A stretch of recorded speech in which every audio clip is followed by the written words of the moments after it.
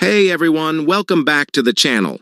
Today we're reviewing MagVision Zoom glasses. You've probably seen the ads. They claim to magnify objects by 160% and promise to make reading, sewing, DIY work, and other close-up tasks easier. They're marketed as lightweight, hands-free, and even wearable over your regular prescription glasses. Sounds impressive, right?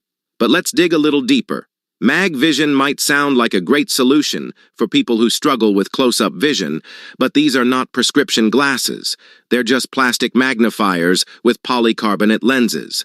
They're not made for your specific vision needs and shouldn't be considered a replacement for real optical care.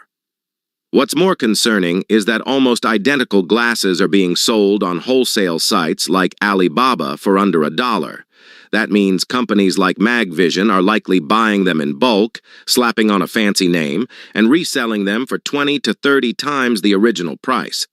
That's a huge markup for something so basic. Let's talk quality. The company throws around words like scratch-resistant and no distortion, but there's no evidence to back up those claims.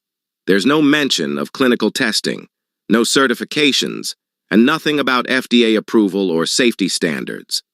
That's a red flag, especially when it comes to products related to your eyesight. The official website also lacks transparency. There's no info about who's behind the brand, no clear contact details, and no real customer support.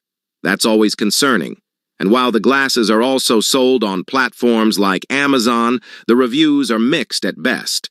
With an average rating around 3.8 stars, some users say they help a bit, but others complain about poor build quality and exaggerated claims. So, are MagVision glasses legit or a scam? Honestly, they're not a total scam, but they're definitely not the miracle product they're advertised to be. They're basic magnifiers sold at a premium price with zero transparency or medical backing. If you've tried them, let us know in the comments. Don't forget to like, subscribe, and hit that bell for more honest reviews. Thanks for watching.